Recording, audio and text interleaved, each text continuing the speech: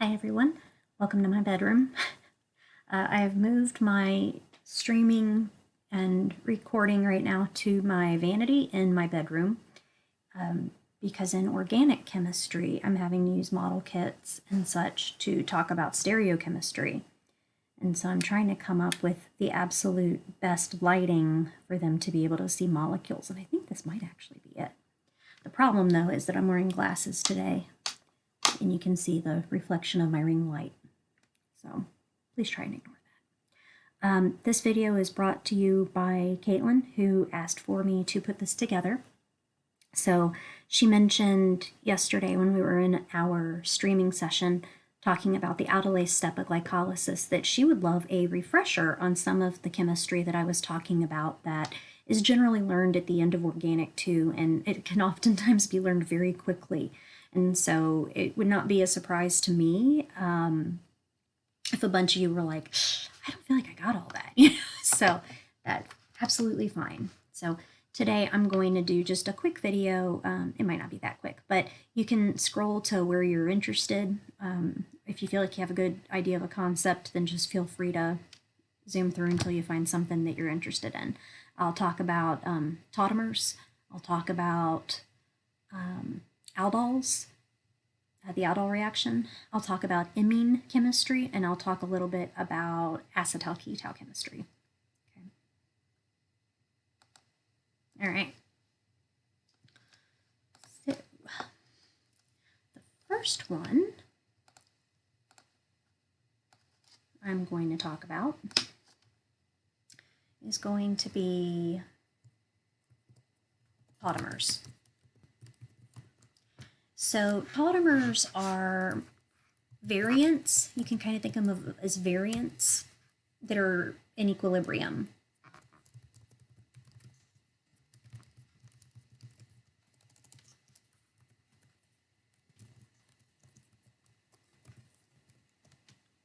And so the difference between the two variants is that the two molecules, oh goodness, I can't even type today, have a difference in a hydrogen and a double bond placement.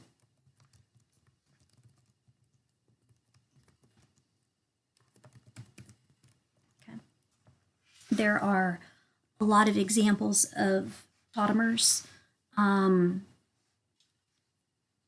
one that you tend to see in organic chemistry is going to be the keto-enol form. So an enol would, let me do it this way. An enol looks something like this. There's the ol part, and then there's the ene part. Okay, so ene literally means double bond, ol means alcohol. We got ourselves an enol. This can undergo a reaction where the double bond picks up the proton, and then this comes down and forms a carbonyl. And so this actually, as I said, is an equilibrium reaction. So now I've moved, and you can kind of think of that hydrogen as being over here now. I've moved where the hydrogen and the double bond were, and they're essentially like just one over from each other. And so this one is called the keto form,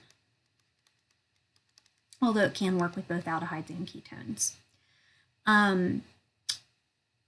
You can also think of this one when we're talking about histidine. So the functional group, or the R group rather, on histidine is a ring that looks like this.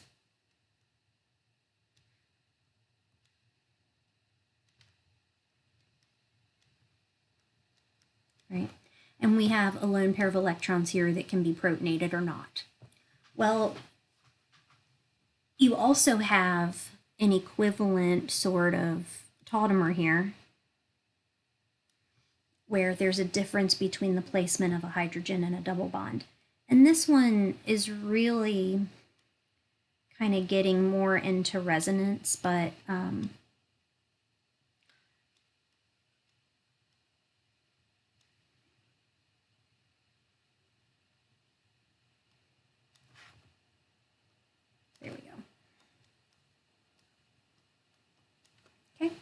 So this is another version of a tautomer where you have just basically I moved the hydrogen and the double bond. And this one would be more equivalent. So you would expect the equilibrium arrows to be basically the same.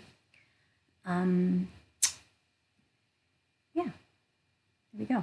So that's just a quick refresher on tautomers. The second thing that I want to talk about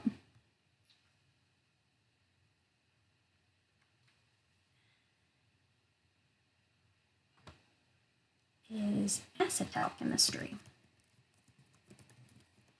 And this one we actually kind of skipped over because, well, I normally talk about it when I start talking about sugars. And we were kind of very new to having to do things online, so I didn't want to overwhelm anyone, but I do kind of want to talk about it a little bit now that we can. So if you have some sort of carbonyl, okay, and I don't care what's on the other sides of this. You could have aldehydes or ketones, does the same thing. If I add in an alcohol to this, so for us in this example, we'll be doing methanol, and I heat it and add a little bit of acid catalyst.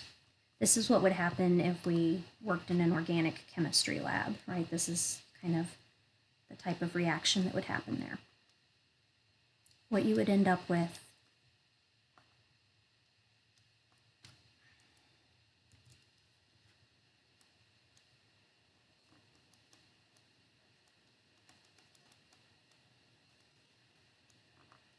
is this kind of two-part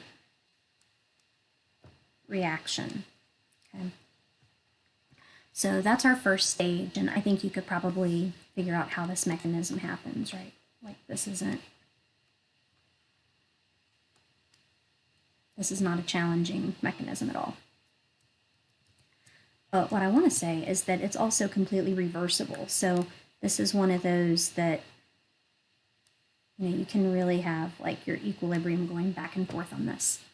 So this reaction will continue, like that's not the end product, but eventually you basically have kind of like two stopping points.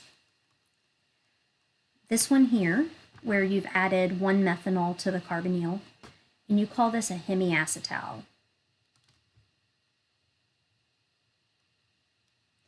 In the old days, there was a point where they decided to change the terminology from acetal to ketal if the original starting material had been a ketone. So sometimes you'll see acetals and ketals talked about, and sometimes you'll see them all just kind of referred to as acetals. So that's just kind of some history there. But after this one step, it usually will happen again, and then you get two alcohols added. Okay. So I want you to look at that for a second. This one's called the acetal. Okay. So I've got my hemiacetal and my acetal from just adding in 2 units of methanol, essentially. So what did I kick out of here? I kicked out water.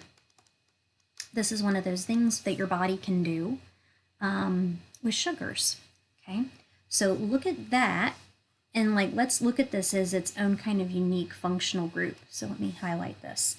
I've got an ether and another ether, right? These are basically molecules that have an ether 2 times connected to one carbon. The hemiacetal has 1 ether and an alcohol. Okay. So now let's think about that with, say, the structure of glucose.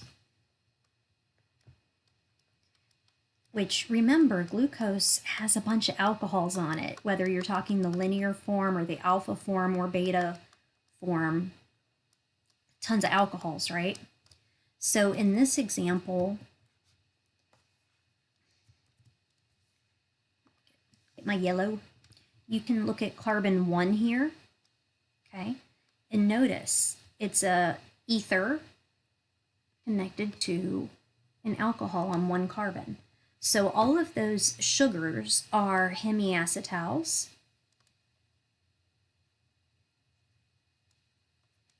And so, I mentioned that these are all reversible reactions. We see that with the sugars going back and forth from the linear to the cyclic forms.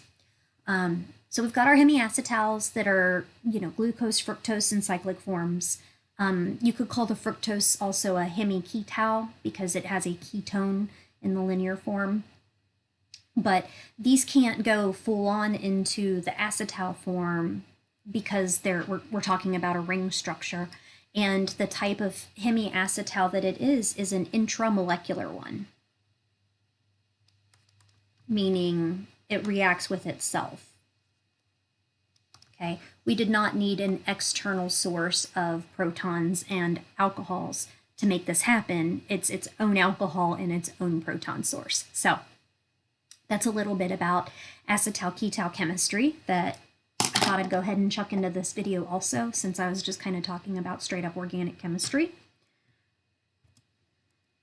Okay.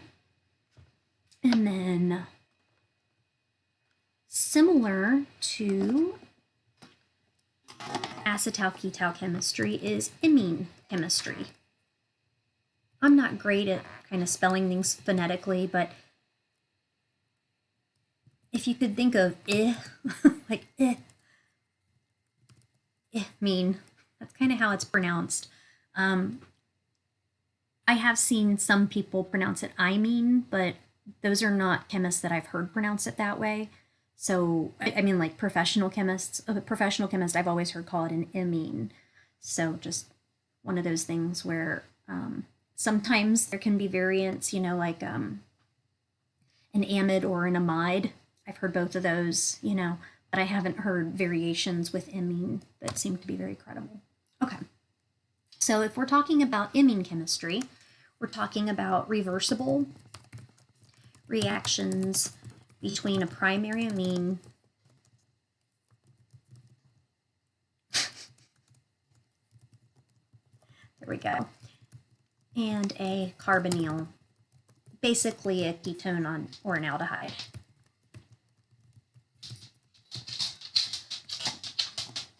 Hi, Red. Red's joining me for my talk tonight.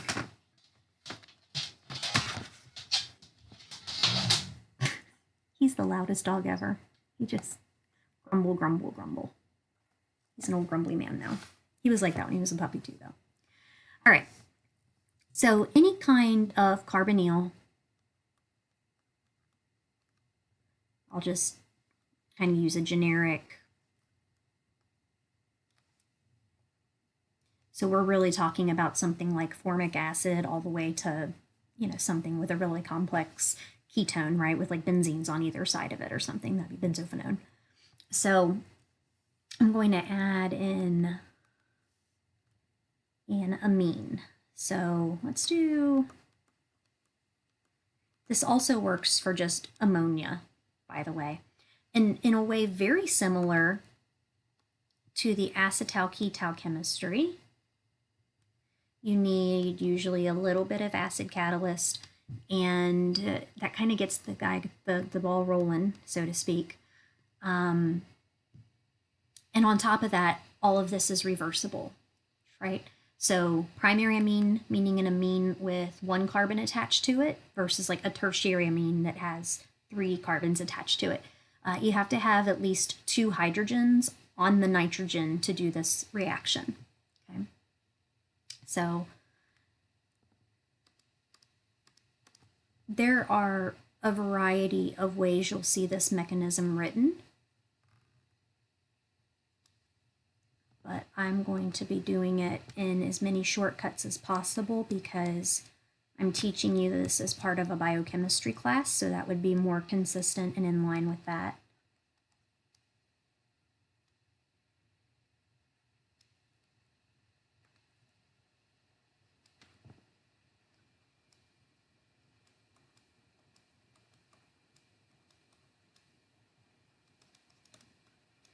And after I've written this the first time, some of you might be like, oh crap, yeah, I remember this one. We protonate and then we deprotonate and then we protonate and then we deprotonate. So we protonate and now we got to deprotonate. You've got a variety, oh, that's a terrible B. We've got a variety of base in there, right? So you have the amine that's a base, you have the conjugate base of whatever little droplet of acid you're using, right? There's going to be some water in here. So I'm just going to keep it generic. There we go. And all of these arrows are just reversible.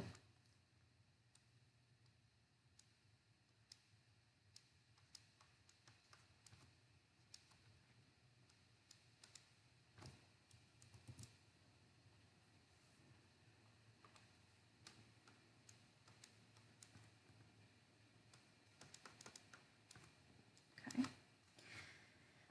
Then protonate, a deprotonate, a protonate, a deprotonate.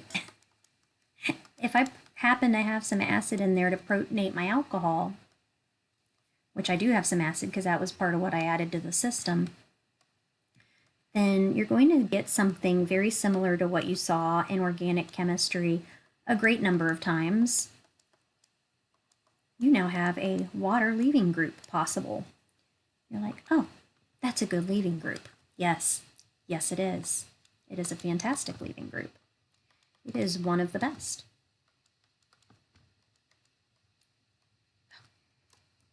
Getting ahead of myself, sorry. Okay. Protonate, a deprotonate, a protonate, a deprotonate.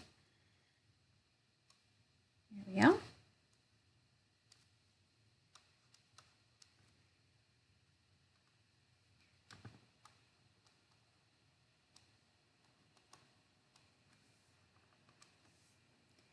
And you're basically just going back and forth until you have water that has left, and then you're left with the amine. So here I have protonated amine, and then the last step on this one would be to deprotonate it. Okay. And ladies and gentlemen, that is how you do amine chemistry, which happens in biochemistry. And it happens in biochemistry using, if it's happening inside an enzyme pocket, there are, that's not a number 3, there are a couple of cofactors that can be used to do something like this. So like coenzymes, organic groups that have an amine dangling off of them like this. But generally speaking, for when we're going to be seeing it, we're going to be seeing it with the amino acid lysine. So if you remember, 1, 2, 3, 4 amine. So that's what lysine looks like. It has those 2 hydrogens that are necessary to do this chemistry.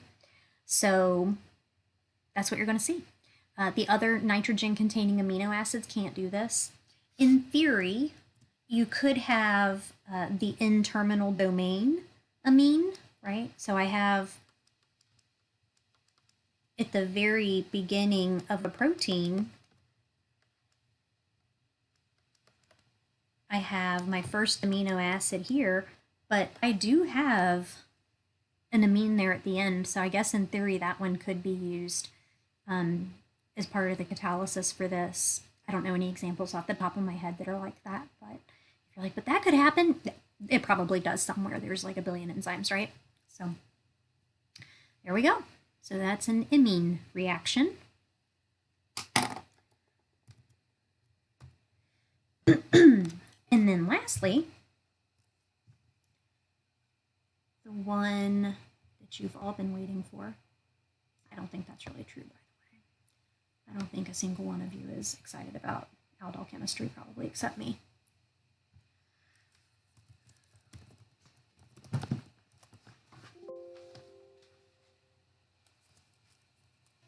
The problem with working at my vanity is it's not a huge, it's a really wide work surface, but it's only about that deep, so I can't have like my tablet and my pad and my mouse and everything else where I normally keep it. Okay, so aldehyde plus ketone gives you an aldol. That's not a very good way of giving you any useful information. Let me try that again.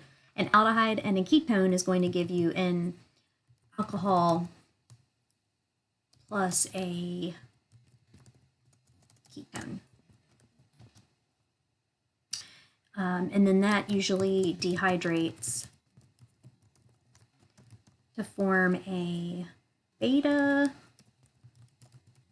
unsaturated carbonyl. And sorry, I don't have my Greek lettering in here very well. All right. So this is a really useful reaction in forming carbon-carbon bonds. So let me give you an example. The one that I like to use as an example when I bring this to my organic chemistry class is to take something like benzaldehyde.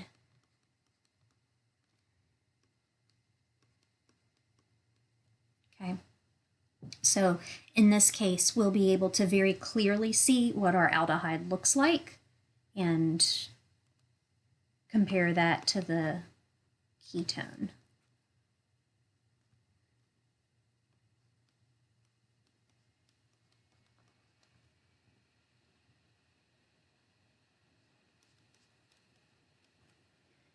And because of the mechanism, I'm going to draw my ketone thusly.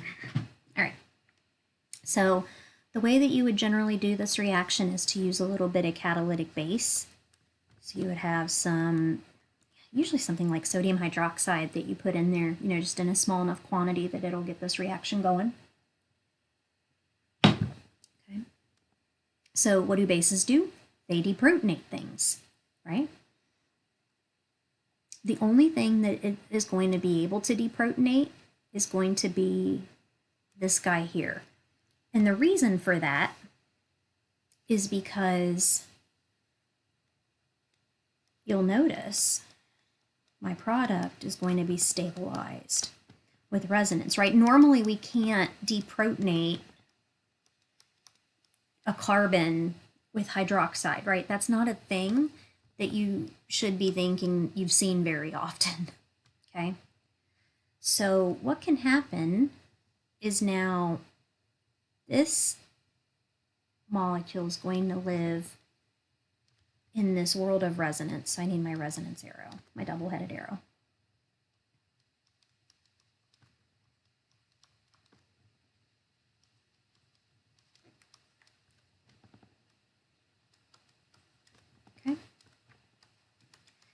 And if you're thinking, that looks an awful lot like an enol from the beginning of class, right, where it looked like this, but it had a hydrogen on it, you're very close. This one is called an enolate,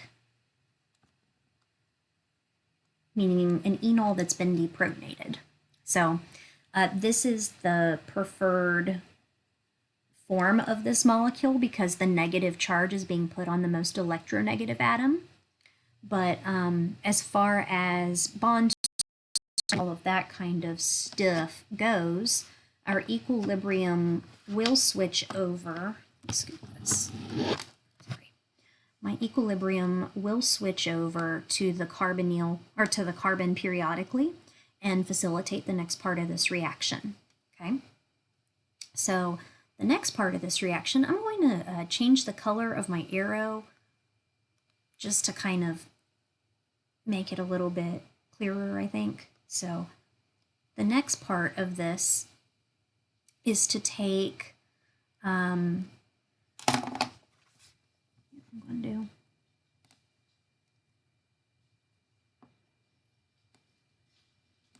oh, that's not going to work at all. I was going to try and erase those arrows. Okay, so this is a really good nucleophile and will attack an electrophile, in this case, our aldehyde. You've seen things like that often.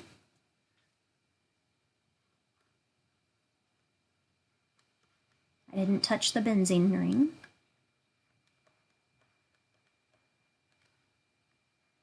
Okay, and I still have a hydrogen on there. I'll go ahead and draw it just so you remember this carbon had a hydrogen and an oxygen on it, and they're both still there. It's just now I've also got this mess of stuff attached to it. So it still had 2 hydrogens on that carbon. I have the carbonyl still, because when I reacted it as a carbonyl, that didn't change, right? Sorry if you can hear Poppy. Poppy, are you okay? I have no idea if my microphone's picking that up. All right, bye. I think she was having a, we call it a conniption, you know, a puppy conniption in the other room. She's like rolling around and dive bombing. Oh my gosh, I have to tell you, she did the cutest thing the other day where she got the zoomies, if you know the zoomies. She got the zoomies in the yard and started running in circles. And I've got a pretty big yard, so she was running pretty far. And she was building up a lot of momentum. And she would dive bomb and crash on the grass and slide for like 5 or 6 feet and then flip upside down and start flopping around like a fish out of water. And then she'd jump up and do it again. It was really funny. I don't know how she didn't have grass stains all over her little body. Okay. So after I deprotonate, I have an alcohol here. I have this CH2.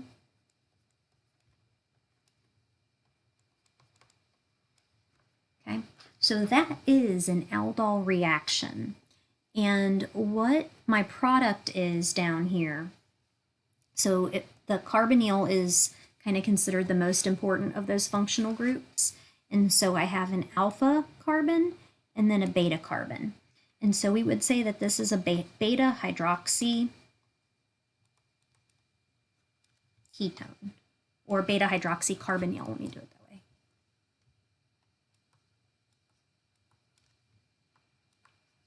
And something important about these is that they tend to be pretty unstable how they are. These have a tendency to dehydrate.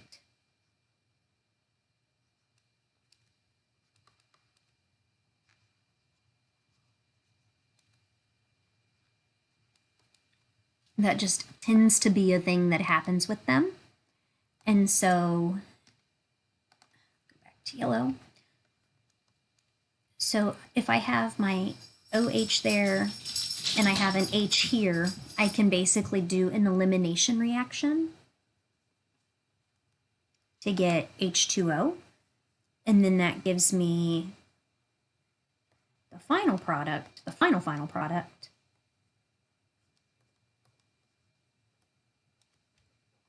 which would look like this. And so this would now be a beta unsaturated carbonyl.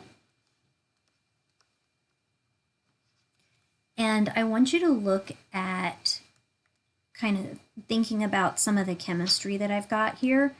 I now have a conjugated double bond system.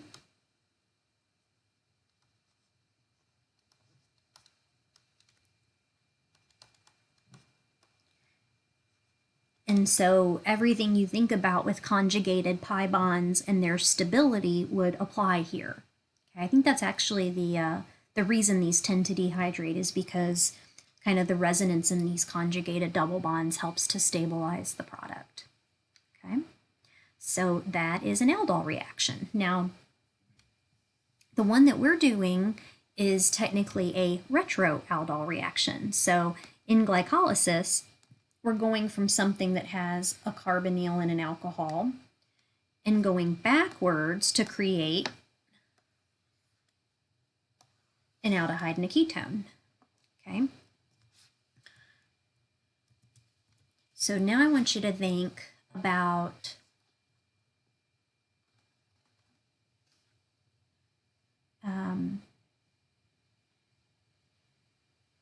fructose 1,6 bisphosphate. Okay, and got carbons 1, I've got carbon 2, and carbon 3 has an alcohol on it, and carbon 4 has an alcohol on it, and carbon 5 has an alcohol on it, and carbon 6 has a phosphate, right? So what I want you to think about is how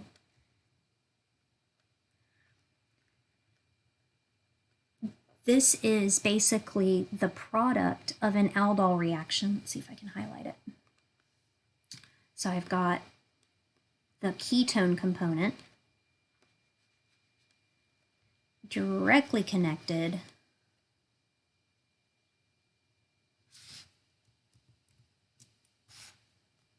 I highlighted the wrong hydroxyl, I'm sorry.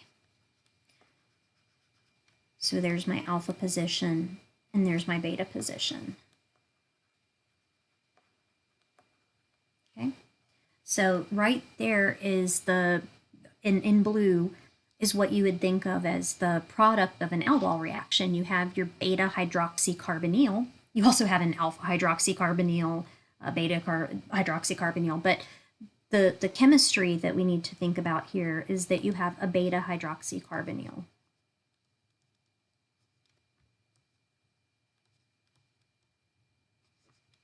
So I mentioned that a lot of times these will dehydrate. Obviously, that's not what happens in glucose, right? Like you don't have your glucose dehydrating all over your body. Your fructose isn't dehydrating all over your body. So it doesn't happen in 100% of aldol reactions. It's just something that tends to happen in a lot of aldol reactions. And it just depends on which more stable, the starting material or the product of the dehydration step. So there we go. There's your beta hydroxycarbonyl. And then the product that we get would be dihydroxyacetone phosphate. So we've got our ketone. And then glyceraldehyde, 3-phosphate.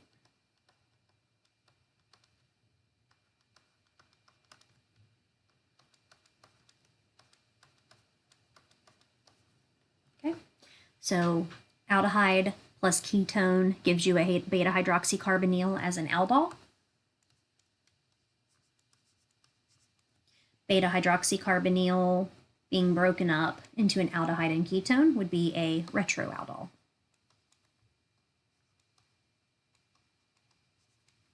And that's it. So hopefully this video was a little bit useful.